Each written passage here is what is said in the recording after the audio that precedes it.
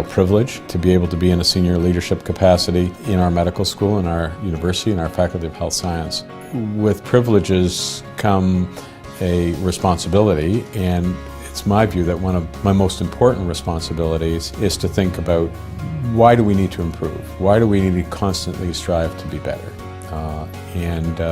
I think perhaps that can be encapsulated in the dream that not only I have, but I think we all share, to create doctors, nurses, rehabilitation therapists who are not just as good as their teachers. Our dream is to create a cadre of healthcare professionals who are better than their teachers, who are more knowledgeable, more skilled than we ever dreamed they could be.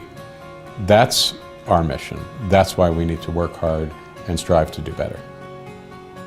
We made a very strategic decision that the schools were going to be aligned with one vision.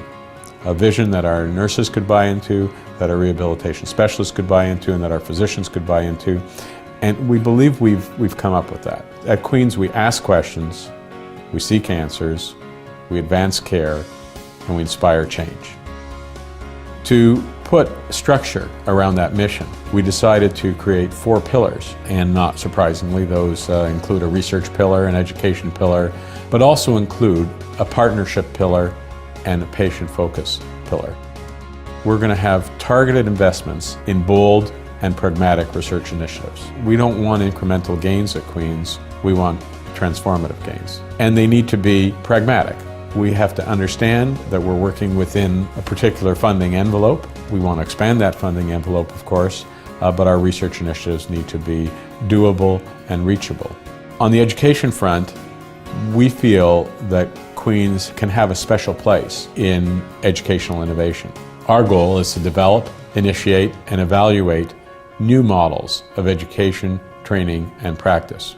We also need to expand our partnerships. Our 3rd pillar is to establish comprehensive partnerships in both education and research, and to do so regionally, nationally, and internationally. Our patients and the well-being of our patients will be at the center of our academic mission. But it's more than just words. That patient focus needs to guide everything we do, and the well-being of our patients is what this medical school is all about. Part and parcel of all of this is setting realistic goals, measurable metrics, and making sure that we achieve them. So for each of our initiatives, including our research initiatives, we have a series of goals with a scorecard. We will be checking off that scorecard every quarter. So what does this all mean for all of us? Well, I think it means something for everybody, and certainly including myself, and I think everybody who's part of this faculty. Each time we take on a new initiative, it's important that we understand, is it part of our plan? It's really important, if we're going to succeed, that we keep focused. That's where a strategic plan will help, I think, all of us as a collective. I think it will act as a bit of a compass for each individual in terms of their understanding of their role.